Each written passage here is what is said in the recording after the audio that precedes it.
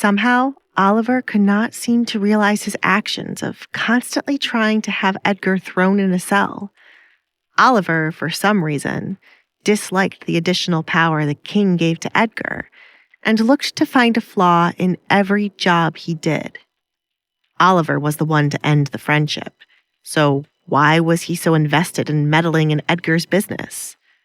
Edgar had long let go of their friendship after Oliver started to distance himself in the past. Don't flatter yourself, Edgar.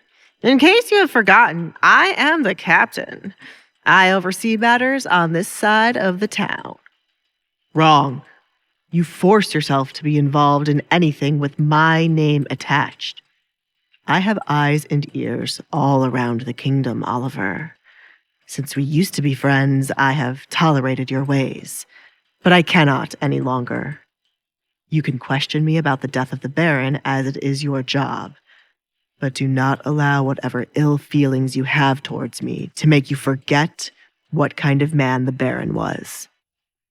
Edgar had been in this position where Oliver would question every single move he made, even if Oliver knew Edgar's actions were justified.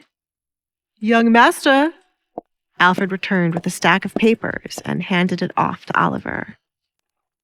Go through it well and see the crimes Desmond has piled up. You might hate me, but you know I never kill without reason. A good host would show you out, but I have no intention of watching you and your men leave. I have a wedding night to enjoy. Alfred, see to it that all the town guards leave and anyone loitering around is killed, said Edgar. You just said you never kill without reason, and yet you just ordered my men to be killed, Oliver replied, releasing his grip on his sword to get rid of the temptation to point it at Edgar. You got what you came for, which is a valid reason for me killing the Baron. I have every right to kill anyone still loitering around on my estate. I am the Duke of this land, Oliver. I can kill trespassers on my land. Time is ticking for you to be gone. Be gone by the time I count to 10. 1. Edgar began to count.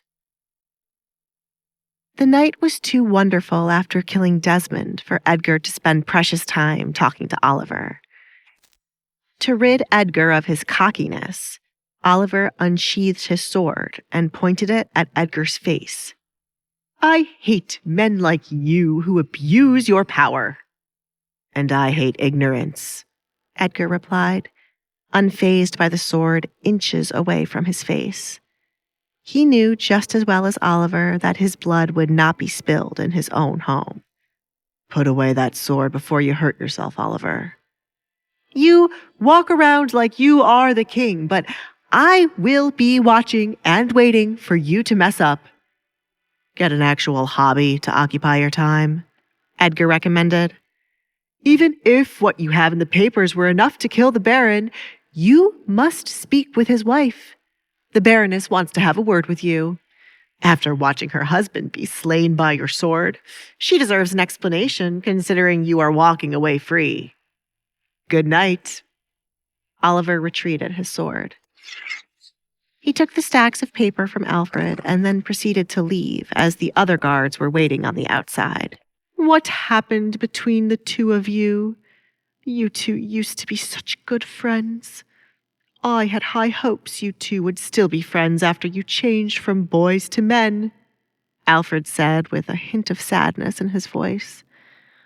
Of all the young men Edgar became acquainted with, Oliver was one of the few he viewed as Edgar's friend.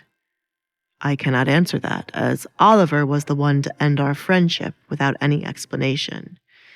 Now he goes around running whenever he hears my name as he looks to throw me in jail. Send a bottle of alcohol to the empty bedroom on the second floor to the left of the stairs, said Edgar. Are you truly going to spend your wedding night in separate rooms? Hey, I'm Alessandra. If you're wondering what happens next, download the Pocket FM app now and listen to the exciting episodes of The Duke's Masked Bride.